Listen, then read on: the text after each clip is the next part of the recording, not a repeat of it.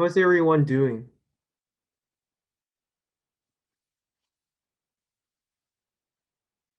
Okay, so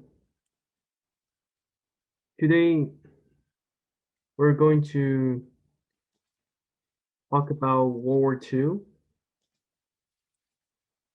I'm just going to share my screen.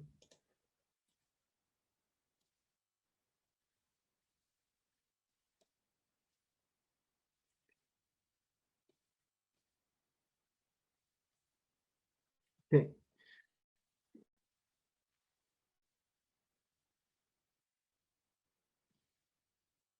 does anyone know World War II or have learned World War II in their school?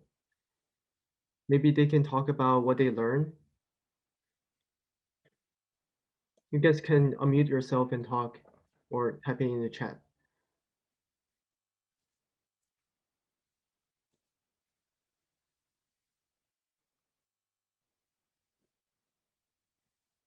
No one?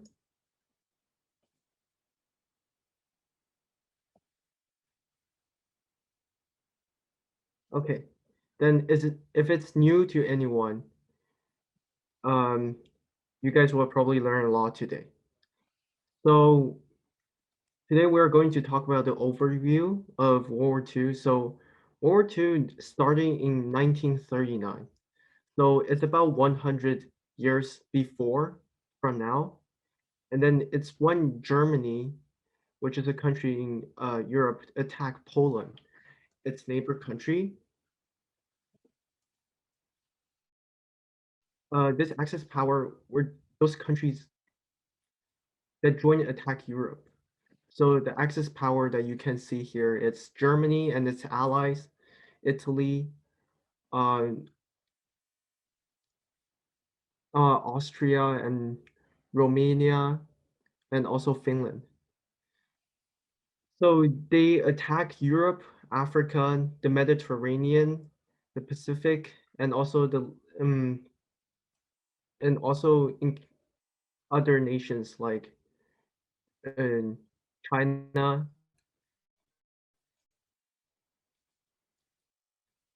So the the people who are fighting them are called the Allies. The Allies power there consists of Great Britain, France, the Soviet Union, as also Canada. So the Axis power, they started the war and then they were winning for a couple of years. But in 1941, some instances that I will talk about later, the United States joined the war, which helped the Allies defeated the Axis, and the war finally ended in 1945 with Allies' total victory over the Axis.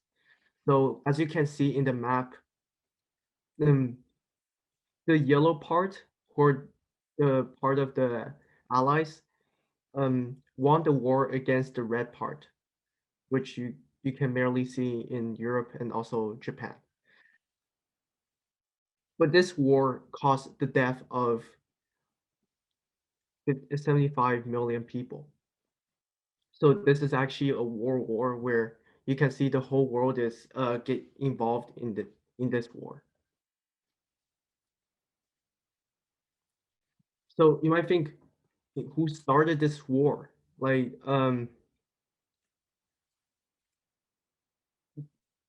as we know, the Germany started war, right? So the ruler, mm, yes, the ruler of Germany is called Adolf Hitler. So he's a fascist, which means he really loves his country, and then he is also a dictator, which means he is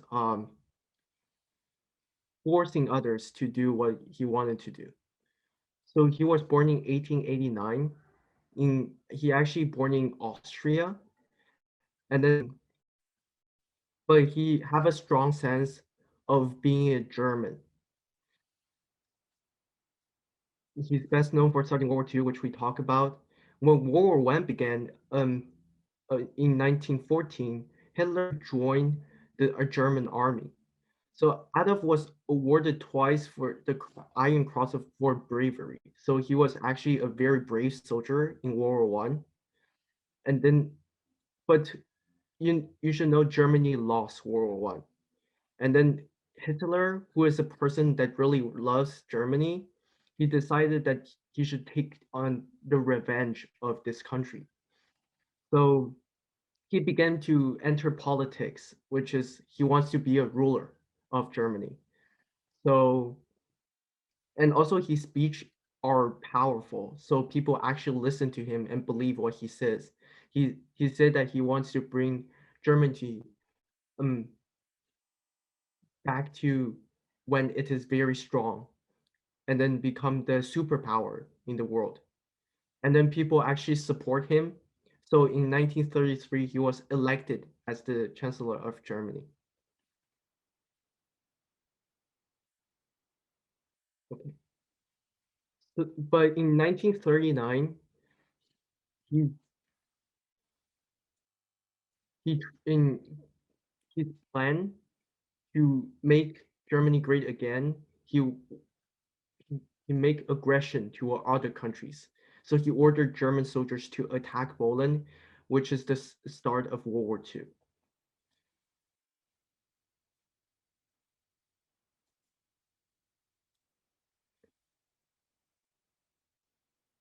Okay, Jordan Chu, can you stop annotating? Okay, so the Prime Minister of Great Britain, which is England at that time, is called Winston Churchill. Um, he is best known for standing up to Nazi Germany in World War II. So Winston Churchill was one of the great world leaders in 20th century.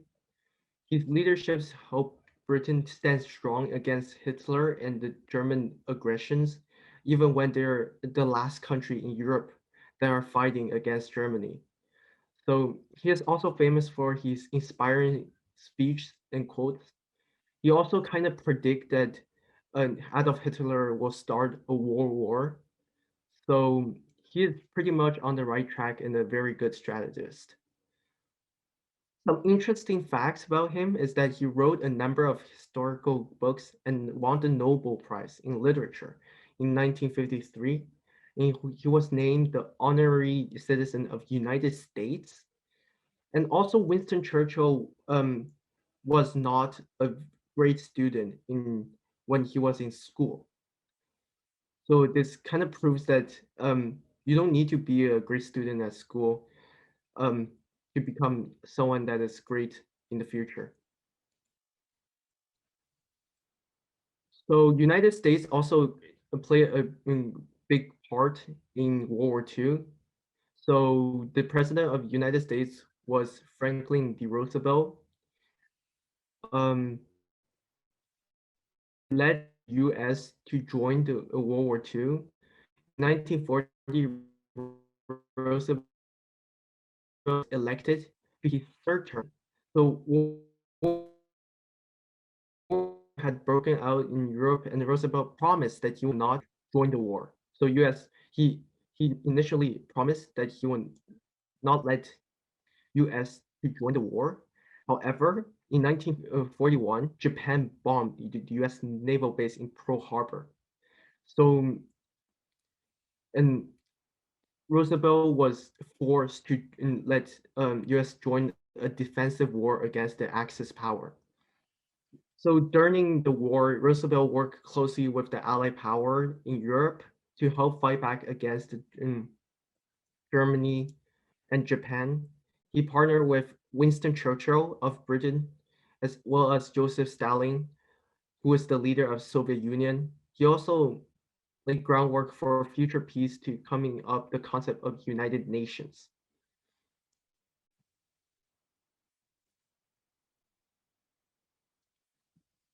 So moving out from Europe, Emperor Hirohito was the emperor of Japan, and then Japan in World War II also played a very big role in um, Japan was part of the Axis and it attacked many countries like Korea, China,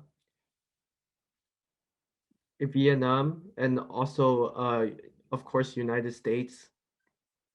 He is best known for the leader of Japan during the World War II and Japan's longest reigning monarch. He actually, I think he died in the 80s. So one of the major events in Hirohito's rule was the invasion of China, which is called the Second Sino-Japanese War. Japan was a powerful but small island nation with no resources. So Emperor Hirohito, he wanted to get more natural resources. So that's why he planned to attack other countries. In 1937, he ordered Japanese army to invade China. They took over the northern region of Manchuria and captured the capital city of Nanjing. In 1940, Japan allied with Nazi Germany and Italy, which were the Axis power of Europe, and they're now a member of the Axis power in World War II. At the start of the war, Hirohito was successful. Um, he pushed back the Chinese army. He got Manchuria, Korea, most of the Southeast Asia, and also Pearl Harbor. However, the war began to turn against Japan in 1942 after the involvement of uh, United States. So by early 1945, Japanese forces are again pushed back to Japan. And in August of 1945, the United States dropped an atomic bomb on the city of Hiroshima and another on Nagasaki. And that's why Emperor Hirohito surrendered, which ended the World War II in Asia and also in the world.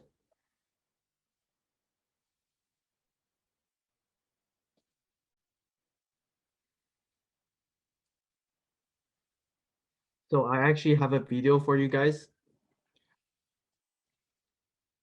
about what actually happened at that time.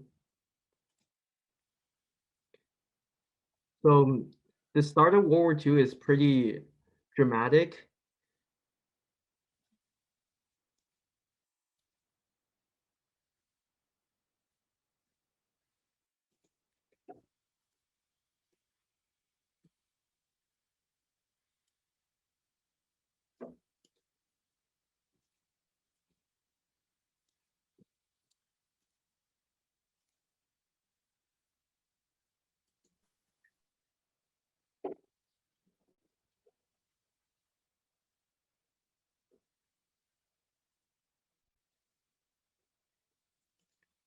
So when World War II starts,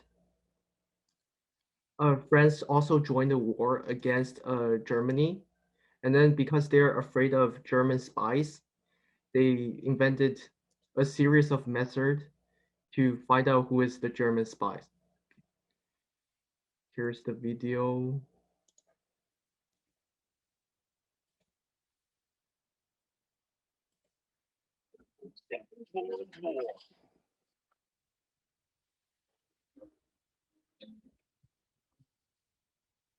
Good afternoon, ladies and gentlemen. As you may have heard, the signs have been taken down from all British railway stations due to the threat of a Nazi invasion. In theory, with no place names visible, the German paratroopers will have no idea where they've landed.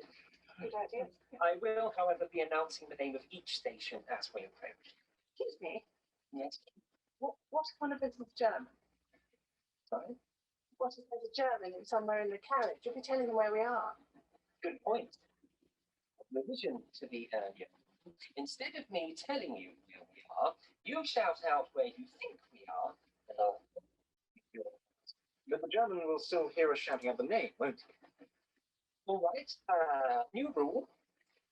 If you think you know where we are, whisper it to the person next to you, and then ask them to pass it along.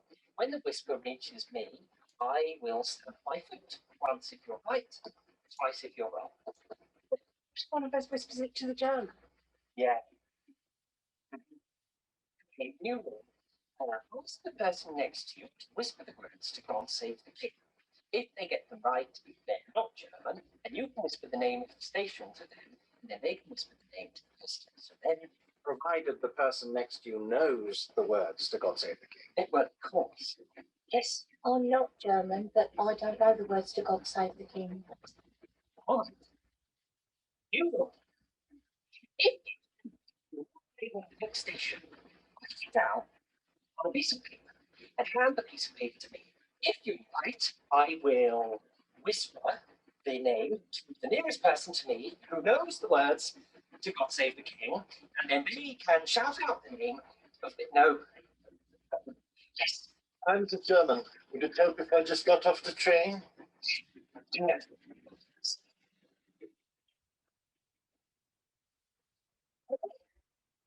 It's Coventry next station.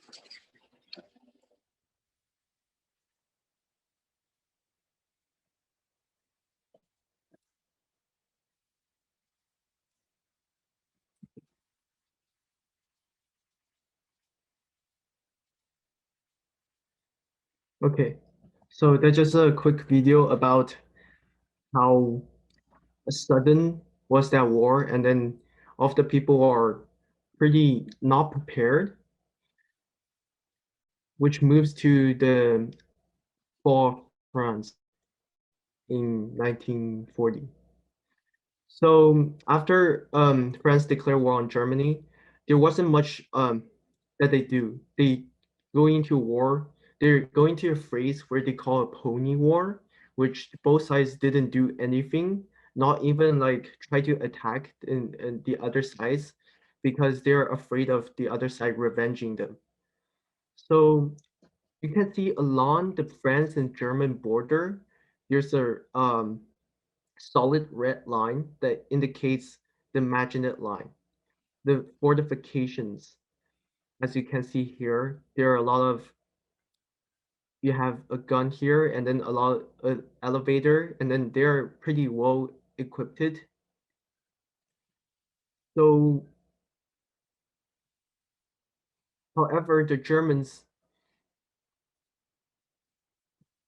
found another way to go around the lines. So as you can see up there is Belgium, Luxembourg, and also the Netherlands. They decide to attack these smaller countries, and then attack France from the northern sides of the Maginot Lines. So the French troop wasn't they didn't predict that this will happen, and then they have very less troops in this border, and then they are pretty back by mid-October 1940. So the French had withdrawn to their start lines, and then Italy also entered the war in June 10, 1940, and the German forces defeated the Allies in 25th of June. Excuse me. Yeah. And the video is very like that. 不是那个没有 PPT， Stop. 现在屏幕上面没有 PPT， 跟 Oh, There's no. I see. There's no PPT. Yes， Okay, let me see. Sorry about that. Can you see PPT right now? Okay. So, so as you can see, the line, solid line over here is the Maginot Line, and then up here is Belgium, Luxembourg, and also the Netherlands.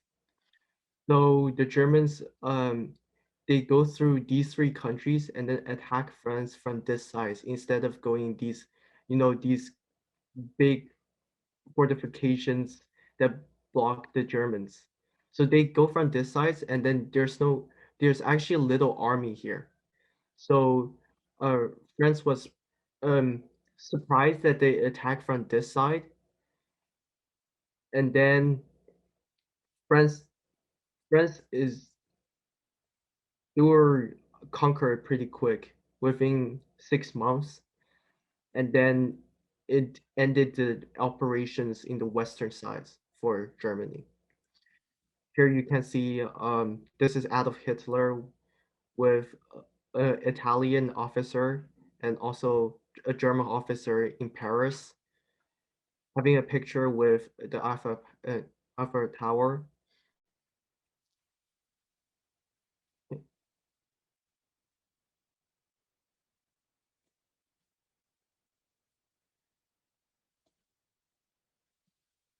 So, as I said before, France and Britain also joined the war after Germany declared war on Poland. So after the defeat of France, Germany immediately turned their attention on Great Britain. So between France and Great Britain, there's a water channel, right? They need to go through this water channel, which is a pretty British and decided to have air superiority. So they sent planes there and then bombed the cities. So the Battle of Britain was the military campaign in Second World War, which the United Kingdom and also the Canadian forces, because they're ordered from Canada to protect Great Britain, because Canada at that time was a country of the Commonwealth under the lead of Great Britain. So the United Kingdom, they defended the United Kingdom against the large-scale attacks by the German Air Force. It has been described to be the first major military campaign fought entirely by air forces, and then it lasted from the 10th of July until the 30th October 1940. So during this period, Germany continued to bomb London and other major cities.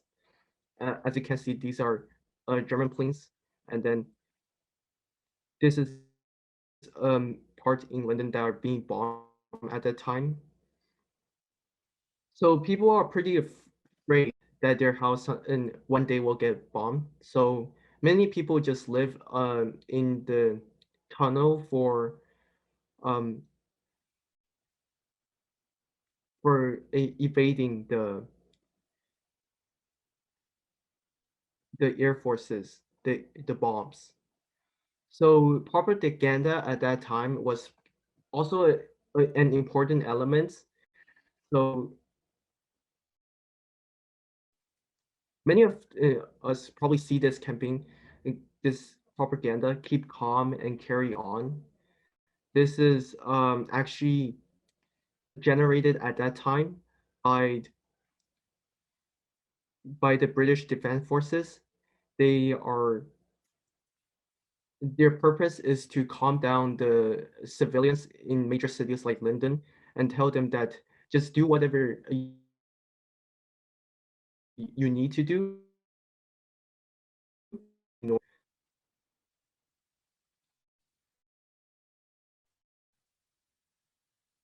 The Battle of Britain marked the first major defeat of Germany's military forces because they can't overrun the forces in the era of Great Britain. The pre-war series that led to exaggerated fears of strategic bombing and UK public opinion was maintained by going through the test. Okay, there's another video.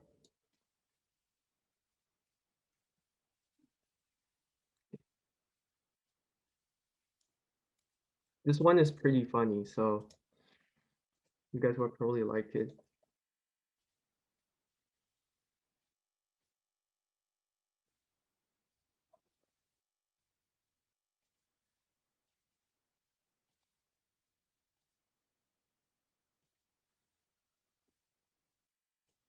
Can you guys see it?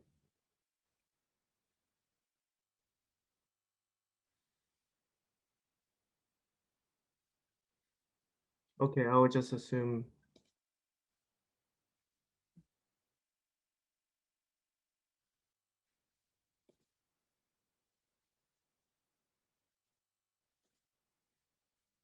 Okay. Operation Defend Britain. Your chance to protect Britain from a German invasion by joining the British Home Guard. Select player. Choose from men who can't join the regular armed forces. 70-year-old man. Baker needed at home to bake bread. Man who's lost some toes. Baker selected. Select weapon. All the proper weapons have been taken by the regular armed forces, so you have to choose from what's left. Cutlery. Golf club. Blunderbuss. Kitchen knife taped to a pole. Blunderbuss selected. Win. Watch out for enemy troops trying to invade. All of the enemy are British. Watch out for spies. Trust no one. What on earth are you doing? And do be careful you don't shoot yourself with your out-of-date weapon. Yes, the Home Guard never shot a German because the Germans never actually invaded. Operation Defend Britain. Join the Home Guard. Players should be 17 or over or should lie about their age.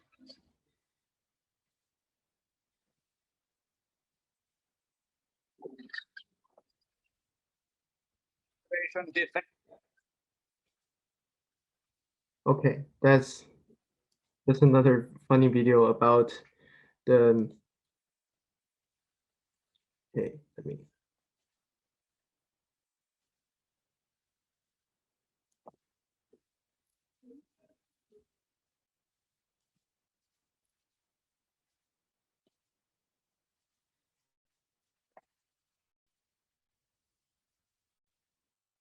Okay, as you can see, like they actually prepared home guard forces for defending the actual German landing invasions of Britain, but the Germans didn't land it because they didn't have enough air superiority over the air of major cities in Britain.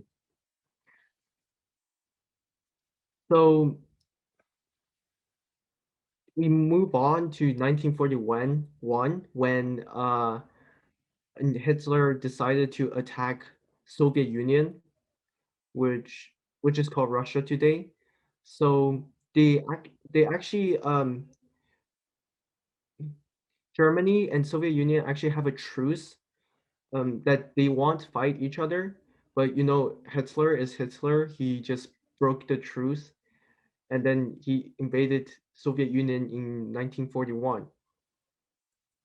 So Operation Barbarossa was codenamed for Axis invasion of Soviet Union, which started on Sunday and 22nd of June 1941 during the World War II.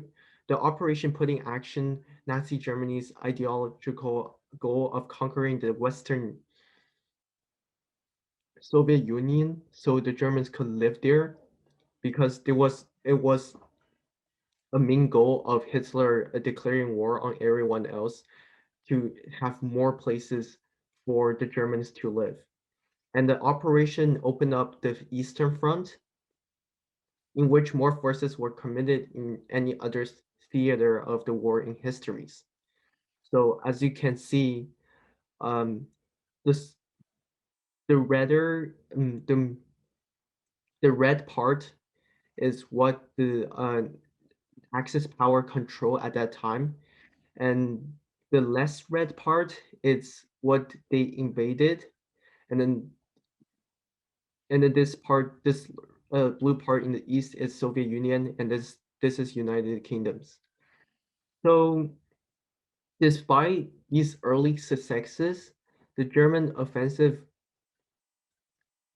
they stop at the Battle of Moscow, which is the capital of Soviet Union, at the end of 1941, because they run out of equipment and oil, and then and it's you know, it's Russia and then it's very cold. Um, and the Germans are wearing their summer clothes. So many of them just they can't move any forward because they're just so cold that they can't move. Then the Germans thought that they will have a strong and fast invasions, so the Soviet Union will collapse before winter, but they were actually wrong, and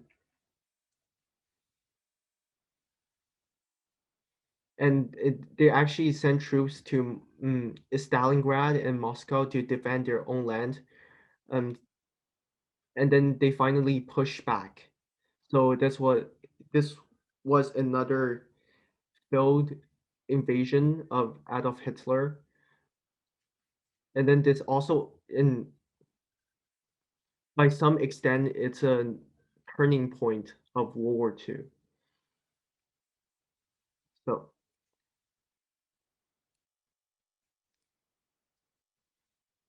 I have another video to let you guys um, see how actually how cold was the soldiers during the invasion.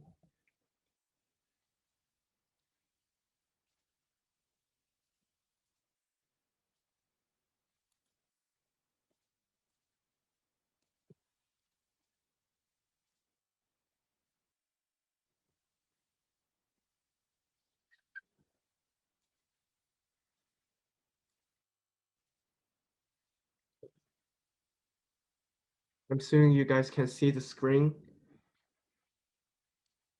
This is during the Battle of Stalingrad, which is fought in the city of Stalingrad, obviously, where many people there are a lot of soldiers that fought over this particular city. Second World War. One of the worst battles in the Second World War was the one the Russians and the Germans had over the city of Stalingrad here.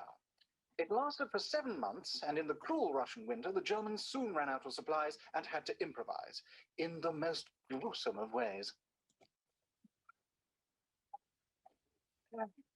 Greetings, Herr Soldier. Greetings, Herr Stalingrad. I'm here about a few supplies, some new boots, a jacket, and some food. Excellent. Well, I shall take the whole lot. No, exactly what I want from you. But you are joking, right?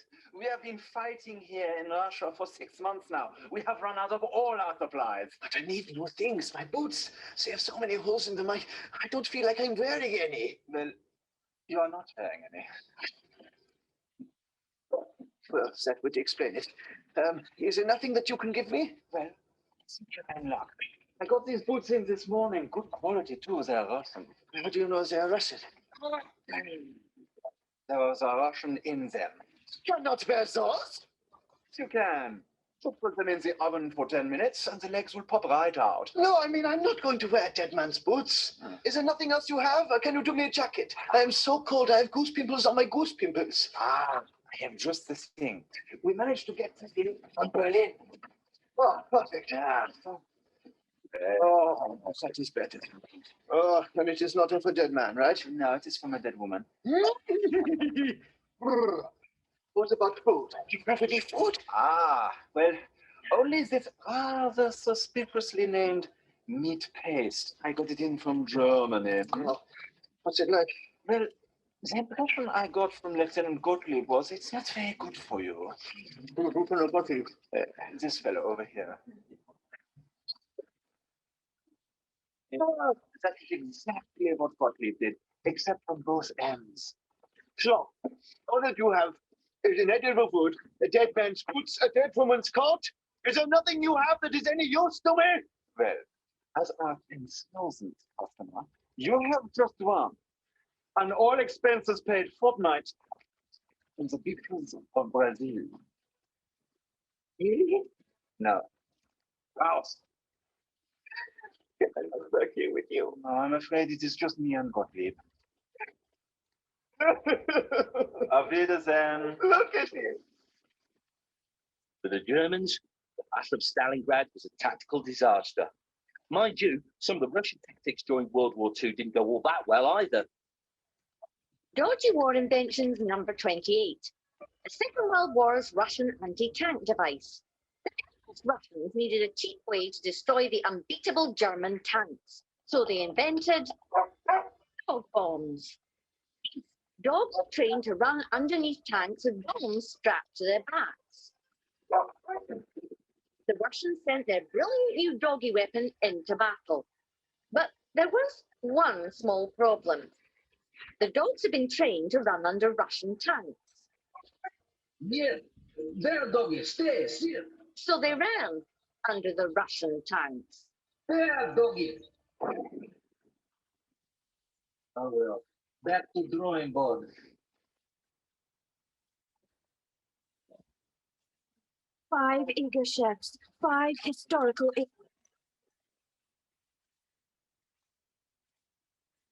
Okay, so this was a video like just telling you how bad was actually the war in the Eastern Front.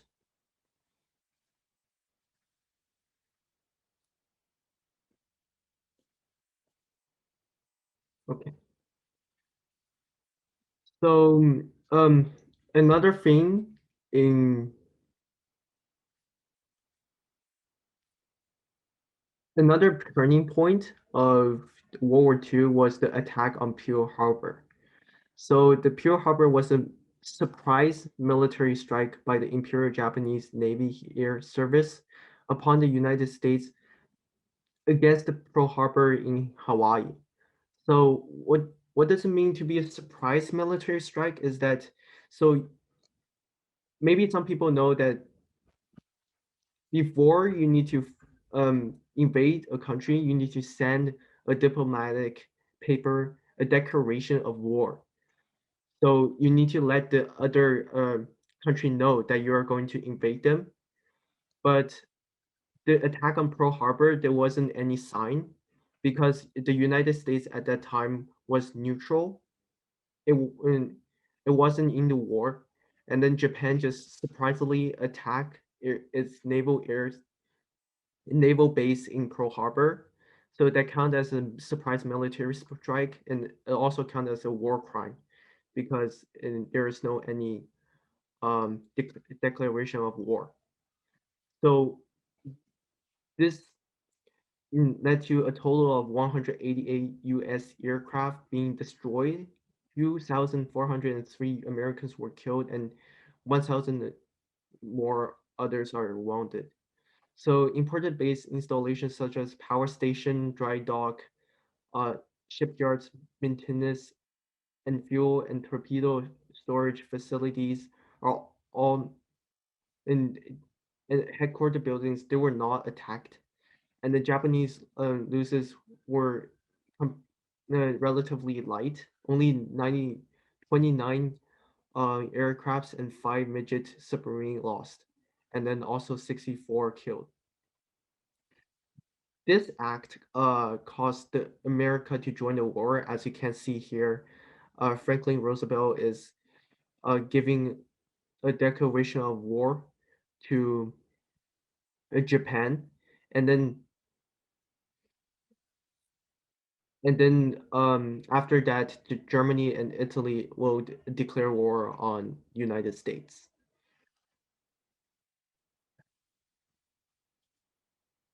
Okay, so now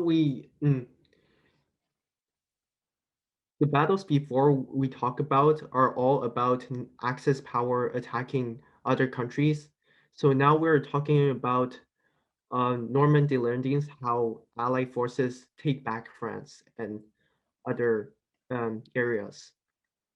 So in June 1944, the Allied forces of Britain, America, Canada, and France attacked German forces in the coast of Normandy, France, which was conquered by Germany during the fall of France, which with a huge force of over 150,000 soldiers. and the Allies attacked and gained a victory that became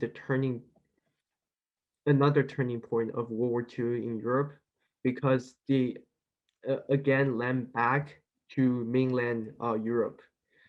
This famous battle, sometimes called D-Day or the invasion of Normandy. So the Germans actually knew the invasion was coming, and they could tell by all the forces that gathered in Britain, as well as the additional airstrikes in France and Germany at that time. But what they didn't know was that Allies was where the Allies is going to strike. So in order to confuse the Germans, Allies tried to make it look like they're going to attack on the other side, but they actually attack in the Normandy. So by the end of D-Day, over 150 troops had landed in Normandy.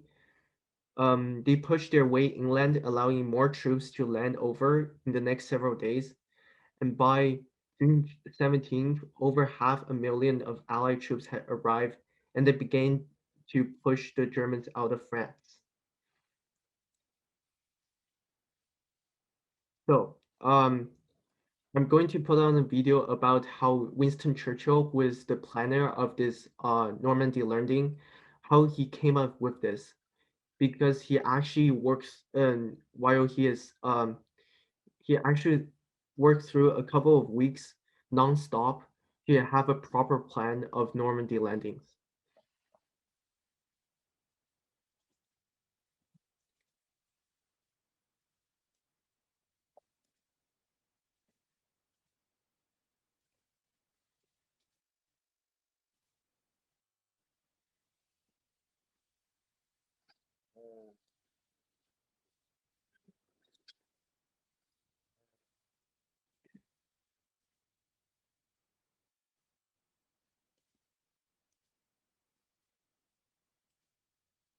Okay, I will assume you guys can all see the video, and I will start.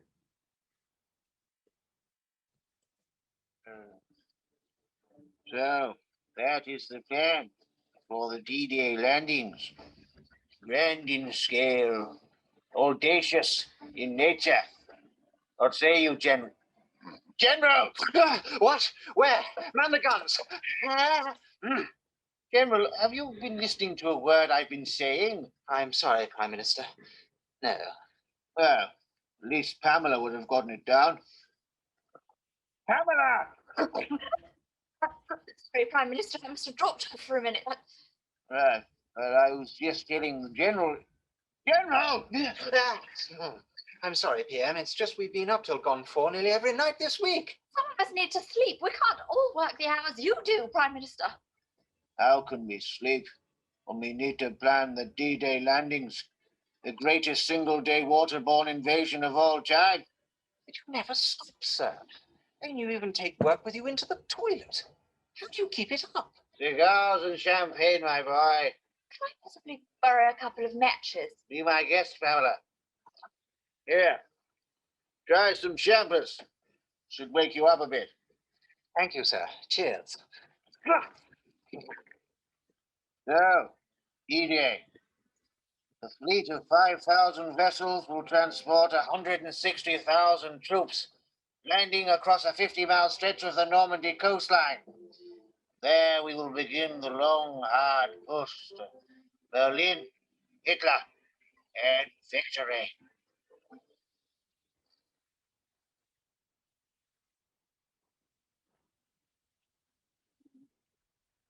With all due respect, sir, that's not funny. There is a war on. Very well. Maybe it is time I went to bed. But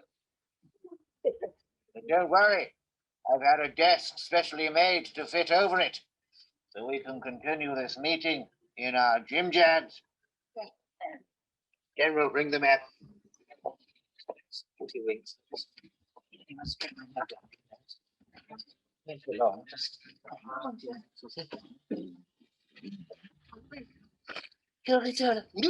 I'm awake. Yes, it's true. Churchill really did have a desk built to fit over his bed so he could carry on working at night.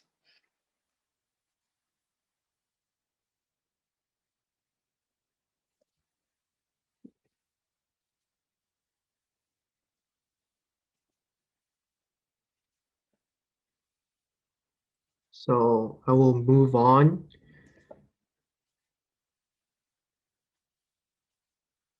To probably the last battle in Europe during the World War II, which is the Battle of Berlin. So after the landing of Normandy and then also a Soviet Union pushing on the other side, so Germany was and the Axis power are facing a two front war, and also they're being outnumbered because the involvement of United States and also um, ill-equipped because they run out of the supplies, rations, and other stuffs. So the Allied forces finally reached Berlin, and then of course, as the capital of Germany, the German soldiers will like to try to hold on, like what the Soviet Union did in Battle of Moscow. So Battle of Berlin was the last major battle in Europe during World War II. It resulted in the surrender of German army and an end to Adolf Hitler's rule. So the battle was primarily fought between German army and the Soviet Union because Soviet Union reached Berlin first, and then France, Britain, British, American, and also Canadian will reach it after the few months.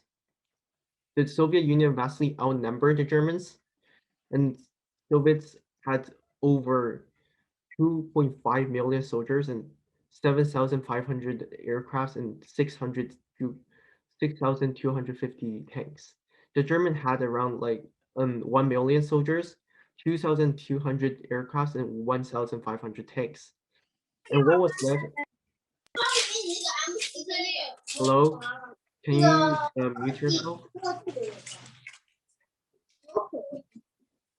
哎呀，那个让你给集齐那个啥。哎呦，你没从哪里进来？我们从那个门进来了。Hello, Lena, can you mute yourself? 是那个我觉得我应该可以回去利用。对呀，折起来放在我们可以当砖啥的呀。打纸。想多了。小妹子来看的冰箱上这个吧。对呀。我到时候我们三个。他用你来看玩，我去这，然后跟着连。猜一下，他拿你 iPad 玩我的世界，然后让我们。然后要谁的 iPad？ 就是你的呀。Be quiet, please. Okay, so we'll continue.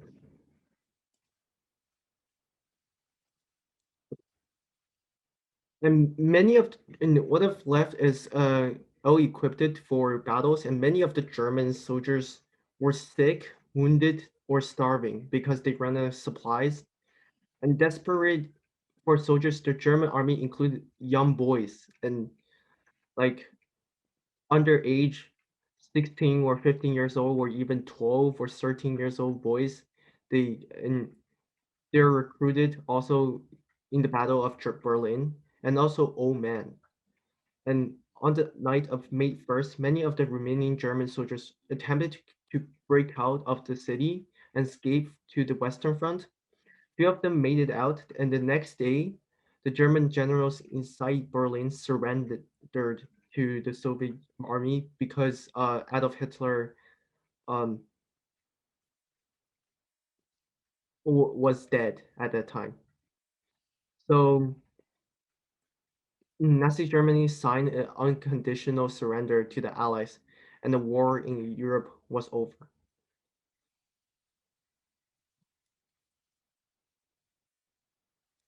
And you can see this is the famous photo of after the Soviet Union soldiers entered the city of Berlin.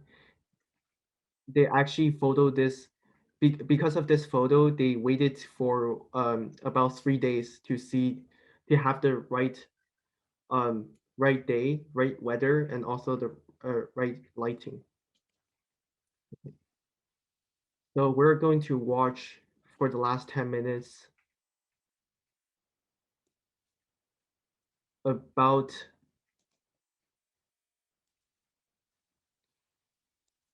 an overview of what we had learned in this class.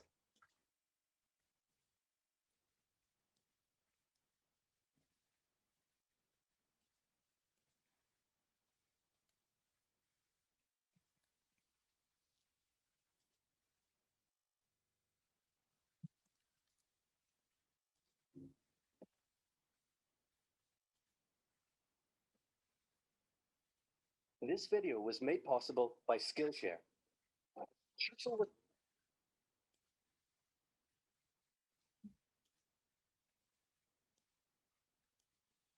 Because of the time limit, we will only watch for about 6 minutes, and then we will ask some questions, and then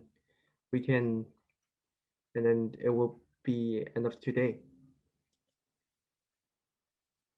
a man with many talents. He was an artist, a butterfly enthusiast, and he This had is just the sponsor.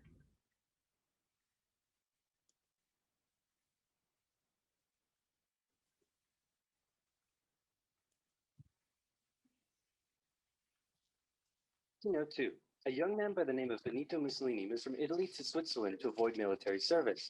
He gets big into socialism, working for trade unions, writing for socialist newspapers, advocating a violent overthrow of European monarchies, the whole shebang. This gets him in a bit of trouble with the Swiss police, so he gets arrested, sent back to Italy, set free, returns to Switzerland, is arrested again, goes back to Italy again, completes his military service after previously avoiding it, and then after a brief stint as an elementary school teacher, he finally returns to work as an avid socialist. His speeches and journalistic abilities made him famous among Italian socialists. He was anti-war, so when Italy colonized Libya in 1910, he rioted and got arrested. Then World War I came along, and once again, he protested Italy's involvement. But then he thought, wait a minute, this war could bring about the social climate needed to overthrow European monarchies and bring about the socialist revolution everywhere. And suddenly he was pro-war. But his fellow socialists didn't like his new pro-war stance, so they kicked him out of the party. So then he said, you know what? I'm done with socialism. We need something new, not based on class divisions tearing us apart, but based on unity through nationality. We'll conquer the Mediterranean and reunite all Italian people, just like the days of the Roman Empire.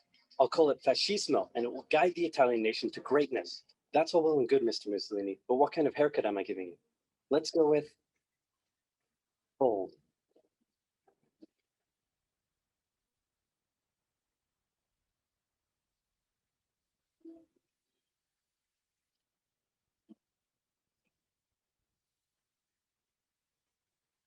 Italy had been on the winner's side in World War I, and they hoped they were going to get a lot out of it, but in the end, they only got a little, and they felt cheated. On top of that, a bad economy and weak governments meant that the Italian people were a little unhappy. So when Mussolini came along so that he could fix everything, his fascist movement gained a lot of support. In 1922, he went to the king and said, make me prime minister or I'll make me prime minister. And the king said, you and what army?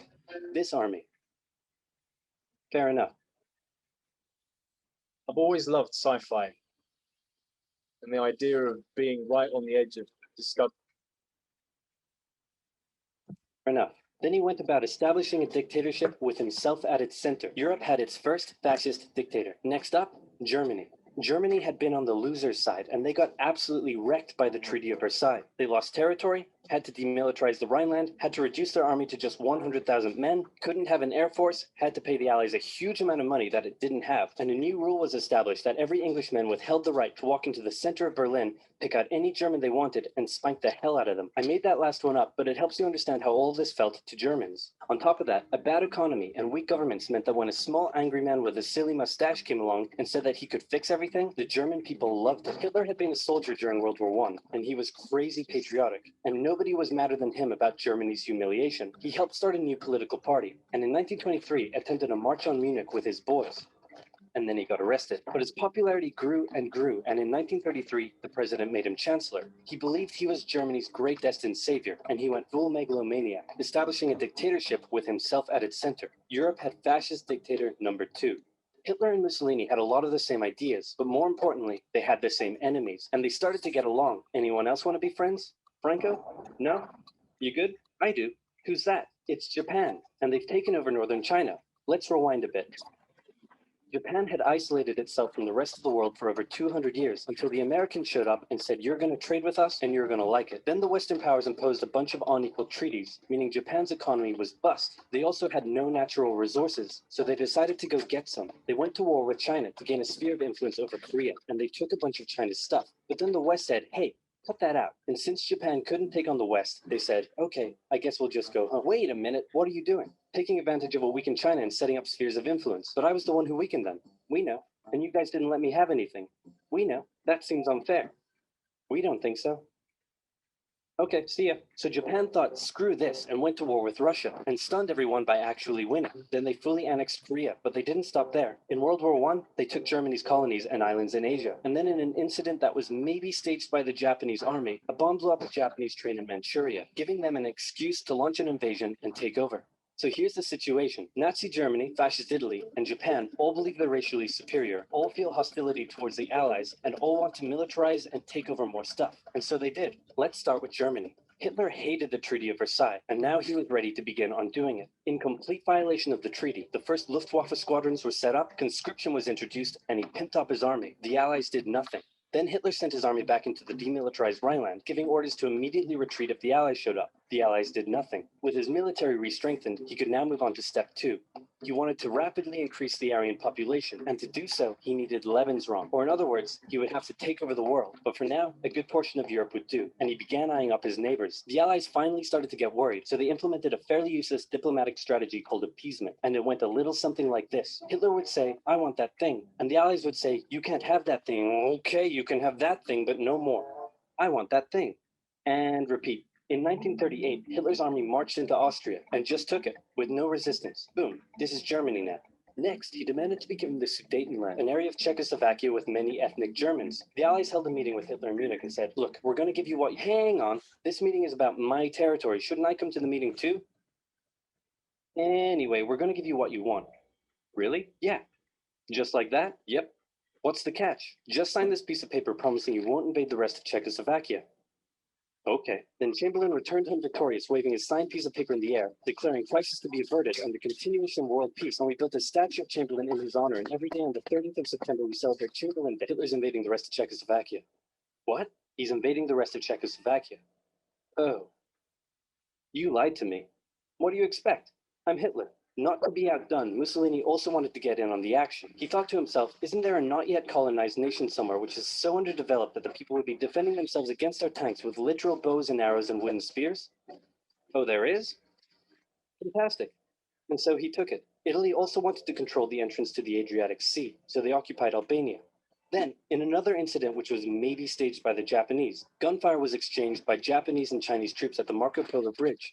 And the Japanese launched yet another invasion against China. They swept through Beijing and Shanghai, and then advanced through the Yangtze Valley to China's then capital, Nanking. It was here that saw the worst of Japan's shocking atrocities committed against the Chinese people. Back in Europe, Germany and Italy made their relationship status official by signing the Pact of Steel. Then, Hitler turned his eyes towards Poland and the hated Polish corridor, splitting Germany in two. At this point, the Allies really had to put their foot down, and they warned him that an invasion of Poland would mean war. Hitler had planned to continue.